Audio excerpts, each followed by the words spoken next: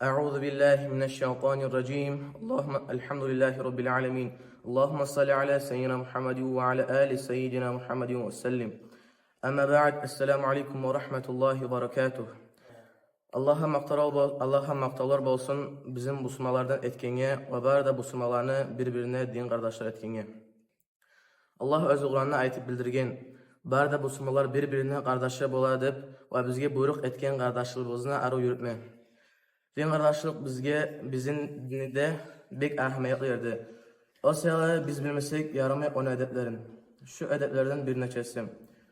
Birincisi, sen bu sumalığa payda etmeksin. Hadislere göre Allah korkusuyedir başkalarına payda etegenlerini. İkincisi, ulardan gelegen yamalıkını çıdamak şu da bek ahmiyetli zattır.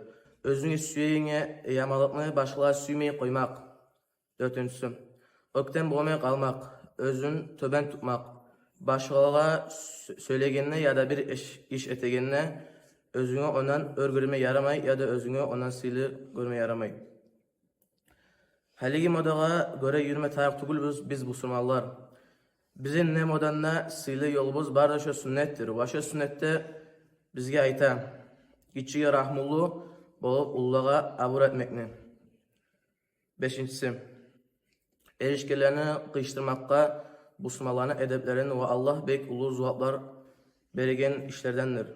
O sayalı iki adam erişkenini görgen zamanla biz olanı ne çıkarıştırayımken de ulaşmaya tarıkız. Adamlarını erişkelerden birbirini kistirelgen şuar şeytanlı işin etegen adamları bolup kalan.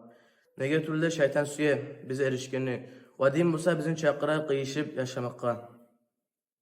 Altıncısı. Daha da bek ahmiyetli işlerden bu sumalarını arasına birbirine ayıpların yaşamak. Hadislerde ayıtılanına göre kim bu sumanın ayıbını yaşırsa şu adamını Allah ayıbını yaşıracak. Bu zat onca ahmiyetli bolgan bulsa bulay ulu yerge salmaz edi. Biz birimizin ayıplarımızı yaşırsak ayamaylı halk arada bizim dostluğumuz güçlü olacak. Yedincisi.